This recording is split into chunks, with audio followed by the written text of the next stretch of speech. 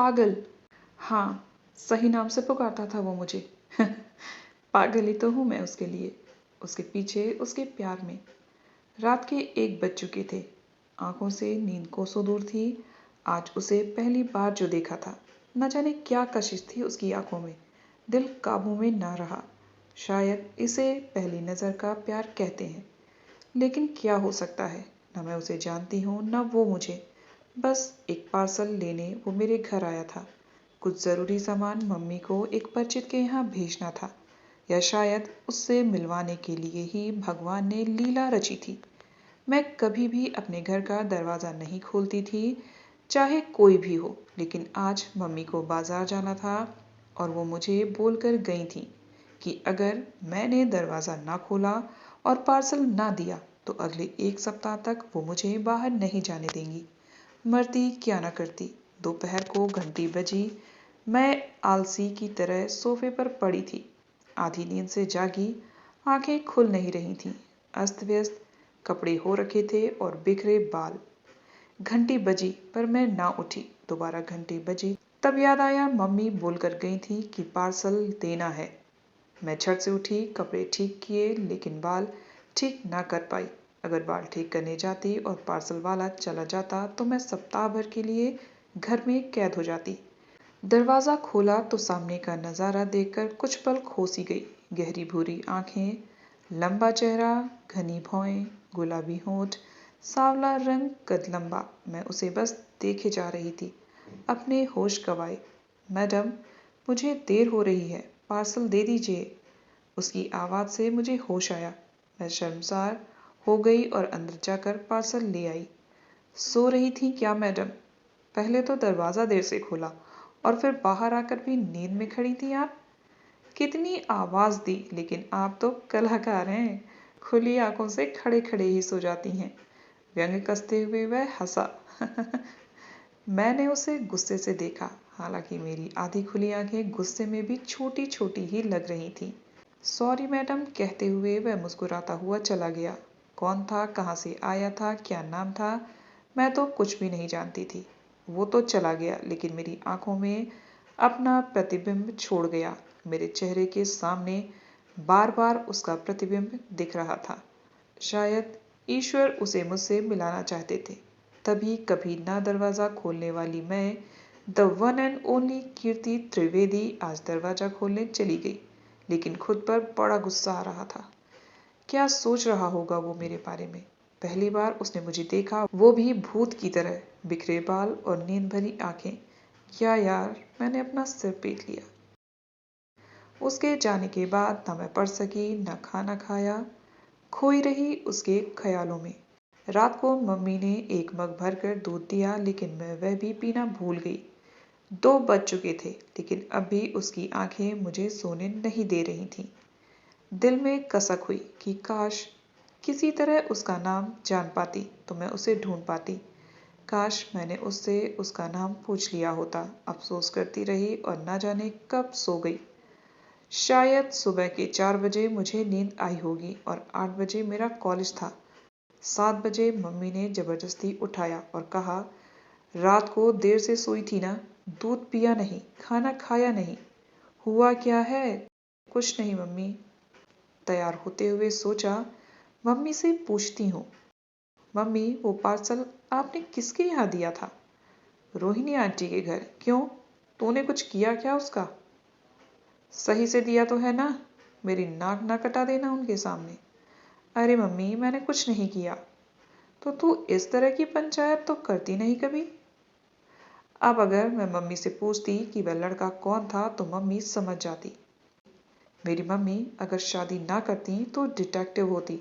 बड़ी बारीकी से हर बात की तह तक जाती हैं। मैंने ना पूछना ही सही समझा। मैं कॉलेज पहुंची, लेकिन उसके ख्याल मेरा पीछा नहीं छोड़ रहे थे। दिमाग से झटकती तो दिल में बैठ जाता, दिल से भगाती तो दिमाग में चढ़ जाता। उसका ये खेल चलता रहा मेरे साथ। ओ मैडम, आज कहाँ खोई हो? रिया की आवाज़ थी। कुछ नहीं यार, मूड काफ़ी खराब है। बताना नहीं चाहोगी? नहीं। दरअसल मैं अपने दिल की बात किसी से नहीं कहती थी। रिया मेरी दोस्त जरूर थी, लेकिन सिर्फ कॉलेज में साथ घूमने फिरने के लिए, बाकी कुछ खास नहीं। ओके, तेरी मर्जी, कहकर वो चली गई। मैं सोच रही थी आज कॉलेज से जाते वक्त रोहिणी आंटी के घर जाऊं, शायद उनका पड़ोसी हो या उन्हीं का कोई रिश्तेदार कभी कहीं दिख जाए। सोचकर मैं रोहिणी आंटी के घर तक चली गई, लेकिन अंदर जाने की हिम्मत नहीं हुई। मैं कभी उनके घर नहीं जाती थी। मैं कभी उनके घर को देखती, कभी सड़क को। निकल ले कीर्ति, अगर रोहिणी आंटी ने देखा तो मम्मी को बताएंगी और मम्मी 50 सवाल करेंगी, मेरे दिमाग ने मुझसे कहा। मैं वापस कॉलेज आ गई। आज घर जाने का मन नहीं था। कॉलेज में एक गार्डन था, मैं वहां बैठ गई। कॉलेज के नए सत्र के एडमिशन स्टार्ट हो चुके थे। बहुत से लोग एडमिशन लेने आ रहे थे। मैं सभी को आते जाते देख रही थी और तभी किसी से मेरी नजरें टकराई। ये वही आंखें थी। दिल की धड़कन ने रफ्तार पकड़ ली थी। मैं उसे घूर रही थी, लेकिन वह तो बाइक लेकर कॉलेज के कैंपस में घुस रहा था। उसने मास्क और हेलमेट पहना हुआ था। मुझे सिर्फ उसकी आंखें दिखाई दी। उसने मुझे देखा ना होता तो मैं आंखें भी ना पहचान पाती, लेकिन हमारी नजरें टकराई। मेरा मन किया दौड़कर उसके पास जाकर उसका मास्क हटाकर देखूं, लेकिन खुद से कहा, कंट्रोल कीर्ति। अब कीर्ति क्या करने वाली है, जानने के लिए चलिए बढ़ते हैं आगे। मैंने, यानी कीर्ति ने, उसे कॉलेज में देखा। वह बाइक पर था, चेहरे पर मास्क और हेलमेट पहने। मेरा दिल किया दौड़कर उसका मास्क हटाकर बात कर लूं, लेकिन मैं धीरे से उठी और उसके पीछे जाने लगी। उसने खिड़की पर कुछ पूछताछ की और चला गया। मैं फिर कसमसाती रह गई। क्या यार, सबसे इतनी बातें कर लेती है, उससे क्यों नहीं कर पाती? मेरी अंतरात्मा ने मुझे कोसा। अब दिल और बेचैन हो उठा। आखिर चक्कर क्या है? आज तक किसी के लिए इतनी बेचैनी नहीं हुई, फिर अब ये क्यों? मन बहुत बेचैन रहा तो मम्मी समझ गई, इसे कुछ हुआ है।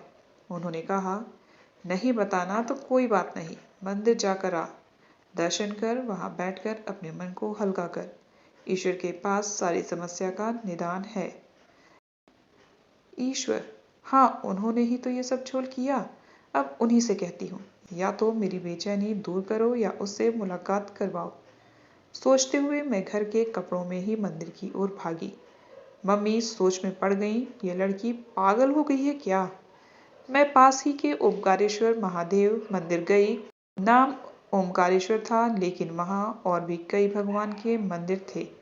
मैंने सभी से प्रार्थना की। मेरे लिए सभी देवी देवता एक समान थे, कोई एक खास नहीं था। भगवान क्यों उसे मेरी जिंदगी में भेजा जब मिलाना नहीं था? और मिलाना ही था तो कम से कम उससे बात करवा देते, उसका नाम जान पाती मैं, उसे ढूंढ लेती नाम से। कुछ करो न प्रभु, मुझे उससे मिला दो ना। ये कहकर जब घर जाने निकली तो उसी के ख्यालों में थी और अचानक किसी ने हाथ पकड़कर खींचा मुझे। पागल हो गई हो क्या? मरना चाहती हो? मुझे होश आया तो देखा एक ट्रक मेरे पीछे से जा रही थी। उसने खींचा ना होता तो वो ट्रक मुझे चपटा कर गई होती। समझ नहीं आता, देखकर नहीं चल सकती? ध्यान नहीं रहता तो घर में बैठी रहो, निकल क्यों जाती हो सड़कों पर? वो मुझे डांट रहा था और मैं मुस्कुराते हुए उसे देख रही थी और धीरे से बुदबुदाई, पहले पता होता कि मंदिर में आने के बाद भगवान इतनी जल्दी सुनते हैं तो कब किया जाती। हैं? कुछ कहा तुमने? नहीं तो। तुम वही हो ना जो मेरे घर पर पार्सल लेने आए थे? मैंने पूछा। इस बार मैं उसे जाने बिना अपनी आंखों से ओझल नहीं होने देने वाली थी। हाँ, नाम क्या है तुम्हारा? रावण। नहीं बताना तो कोई बात नहीं। मुझे उसके जवाब से गुस्सा आया। रोहिणी आंटी के क्या लगते हो तुम? तुम्हें उससे क्या? How rude.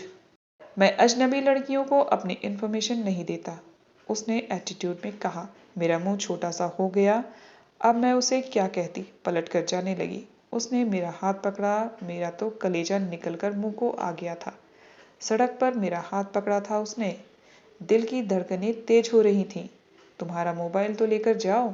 ये सुनकर मैंने अपनी आंखें मिचली और मेरी जीभ अनायासी दोनों दांतों के बीच आ गई। मुझे लगा था वो मुझसे कहेगा कि उसे मैं पसंद हूँ, पर ये तो मोबाइल दे रहा है। क्या करूँगी इसका जब इसमें तुम कहीं नहीं हो। मैं मन ही मन बुदबुदाई। वो मुस्कुराया और कहा, ढूंढने से तो भगवान मिल जाते हैं। शायद उसे धीमी आवाज भी सुनाई देती थी। क्या सुन लिया था उसने जो मैंने कहा था, या बस वो मेरा वहम था? जानने के लिए मेरे इस ट्रू लव स्टोरी का नेक्स्ट पार्ट ज़रूर देखिएगा। जल्दी मिलते हैं नेक्स्ट वीडियो में आगे की कहानी के साथ।